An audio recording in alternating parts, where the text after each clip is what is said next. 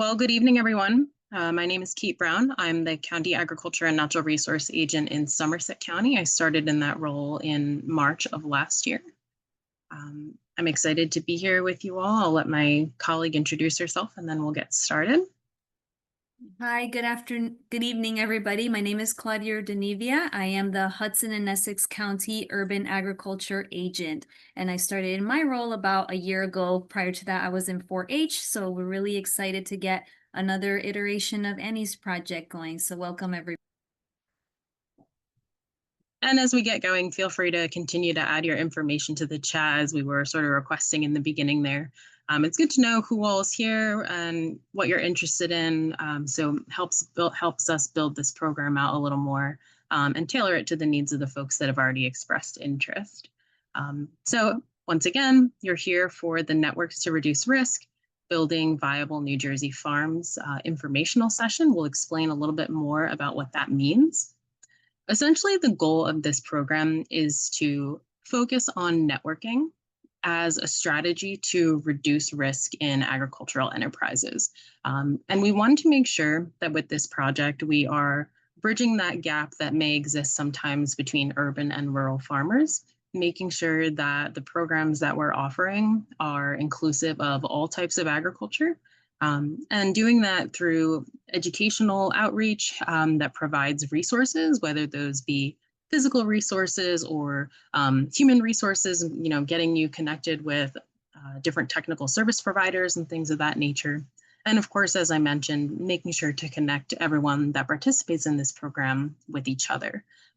Just working with farmers, I know there's huge value in that peer-to-peer learning and those continued connections with each other. So we really value that for this program and appreciate all of your engagement in helping us accomplish that. The modes that we're going to use to accomplish that are going to be 4 different field trips that we will detail a little bit more in a moment here, and also a webinar series that I'll explain at the end. And before we get too much into it, I just want to acknowledge that the funding for this program was provided by a grant from the Northeast Extension Risk Management Program. And that was money that was funded or passed through from the Department of Agriculture, the National Institute of Food and Agriculture. So I'll let Claudia jump in. She's been coordinating our first field trip here, and so she's got all the details for you all. Yes, hi everybody. So basically November 1st is how we're launching the program, where it's our first field trip, but it's also the first time that everybody will be meeting one another in person. For participants will be signing up for the field trips as well as the webinars. So our first field trip is going to be to our wonderful partner at Urban Agriculture Cooperative. It's a mission-based food hub, and they're located in Irvington, and they will be expanding their operations to Newark, but that evening we'll be visiting their food hub in Irvington. So they aggregate and distribute products from urban as well as small and medium farms in rural New Jersey, and they connect to different entities in the Newark-based area.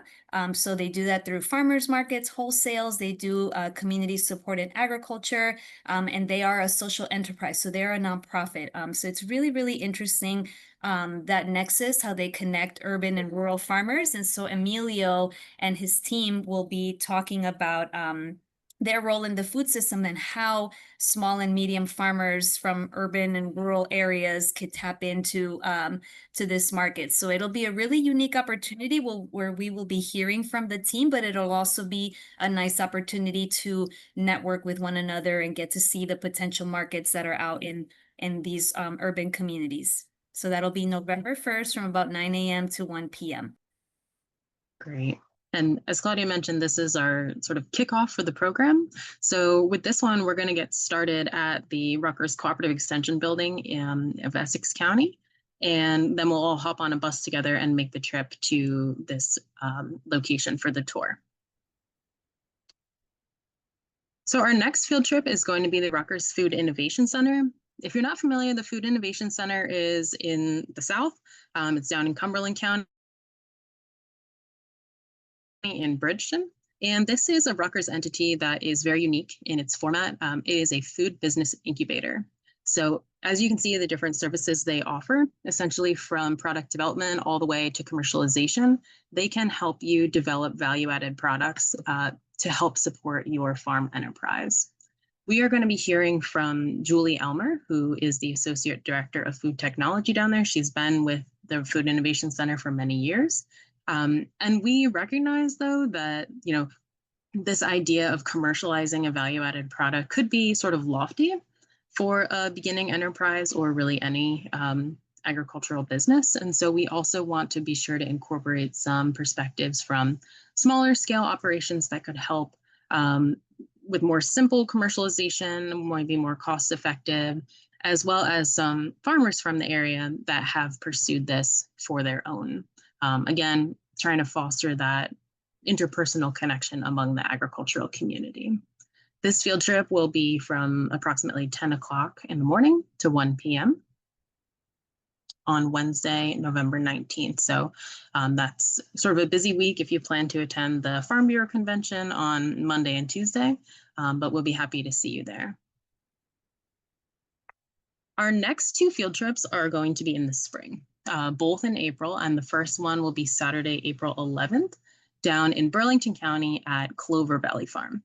This is a very diverse operation, primarily a cow-calf beef operation, although they've recently added layer hens and broiler hens. They also do some Thanksgiving turkeys, and they also raise all the grain and forage crops for their animals. In doing so, they have further diversified by offering custom animal feeds and consulting. And when they recently moved to this location from their prior, they had to do a lot of infrastructure development at the site. And so that required a lot of assistance from different USDA programs. And so in addition to getting a tour of the site, we want to connect you with some of the USDA folks that helped make this possible. So you could learn about how to do that for your own enterprise. And interestingly, at this site, they have a retail location. So it's called the Farm on the Point Market. And I believe this is the second year that they've been open. So, a lot of sort of fresh knowledge about stepping into the retail world, moving on from just sort of bulk animal sales. And we'll be excited to hear from both farm owners on this tour, seeing both the livestock side of the operation as well as the farm market. So a lot to fit in with this one. We'll also have a meal on the farm there. So we stretch this one out from 10 a.m. to 2 p.m. And the last field trip that we'll have is going to be at one of my favorite places for sure, the Rucker-Snyder Research and Extension Farm in Pittstown in Hunterdon County. So you'll see that we tried to spread the field trips across the state and try to have a diversity of topics that are covered at each of them. The farm manager at the Snyder Farm, Ed Dager, he has a huge focus on farm safety. I learned that firsthand when I was an intern there during college. And that sort of safety culture continues to this day. And so I think it's a great place to highlight different aspects of farm safety when it comes to risk management in that capacity. There's a lot to talk about there when it comes to worker training. They have a fairly impressive pesticide storage and handling area, lots of different equipment to talk about different safety measures for that, and also preparedness. So we'll get a farm tour, we'll be able to observe all these exciting installations that are there and get an idea of how to manage farm safety risks on your operations. This one will be from 10 a.m. to 1 p.m. on Tuesday, April 28th. So plan ahead, you can mark your calendar for the spring. So some basics for the field trips. Here's a couple of points that apply to all the field trips. So there will be transportation options available. So hopefully, no matter wherever you are based currently, there will be a transportation option to get you there. And what I mean specifically is that we have our third colleague who's not able to join us, Claudia Gillarroyo. She's the agricultural agent down in Cape May County. She is going to provide transportation via a county van for anyone in the South. So she will be able to organize transportation as needed for those that are interested from the southern counties up to those northern field trips, or actually any of the field trips. So if that's a convenient location for you, or she could pick you up we can make that happen. Each of the sites, there will be a light meal provided, and certainly we will try to do our best to accommodate any dietary restrictions so we can be inclusive in that way. There will be a $15 registration fee just to help cover the meal and the transportation, and a honorarium for our farm hosts or our site hosts. And just do note that the sites do have various space limitations depending on what the space can accommodate. And just to expand on the transportation options, in addition to Claudia coming up from Cape May County, we will also have a Rutgers charter bus that will transport us to the first 3 field trips. So as I mentioned, the first field trip, November 1st, we're going to have a bus from the Essex County office up to Urban Agricultural Cooperative. When we go down to the Food Innovation Center in the middle of November, there will be a bus leaving from the campus in New Brunswick or Piscataway. We're still sorting that out. And also for the first field trip in the spring down to Clover Valley, also leaving from campus. So if you're coming from the north going south, that's a transportation option for you. But we're not limiting you to those, of course. You're welcome to self-transport to these meeting sites as well. So moving on to the webinar series, this provides or is going to require a little bit of background information for you. So you may be familiar with Annie's project. If you're not, I'll give a little bit of information about it. But Annie's project has various training courses that are focused on risk management in agricultural businesses. And what we are planning to offer is the Annie's Project 101 course, which to receive a certificate from this program, you need to complete 18 hours of risk management training. Annie's has specific topic designations, which would be the 5 areas of risk. Those are financial, human resource, legal, market, and production. And you'll see how some of the topic areas that I put forth on the next slide sort of fit into these different buckets. Again, for a little bit more background, Annie's Project is a nonprofit organization. It was originally established to focus on empowering women in agricultural enterprises, but I want to stress that this program is absolutely open to anyone. We will not discriminate when it comes to acceptance for this program that we're offering. But nonetheless, the goal is to build confidence in attendees, focusing as well on developing those networks and encouraging folks who really want to be lifelong learners to continue to grow themselves through this type of training.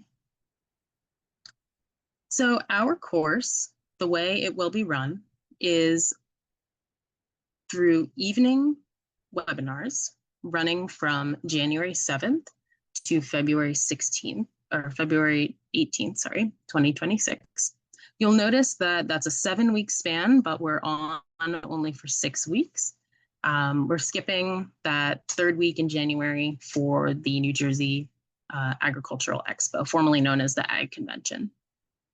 So what that will look like is if you do participate fully, is there will be 6 weeks of webinars. Each webinar will be 2 hours, so that'll be 12 hours of training. And then there will be an additional hour of sort of at-home activity, whether that's something related to your own agricultural enterprise, some kind of reflection, a pre-reading, videos, post-reflection, quizzes, things like that, just to sort of drive home the information that was learned in the webinar and make it relevant to your own directions. Here are some of the topics that we already have on the schedule.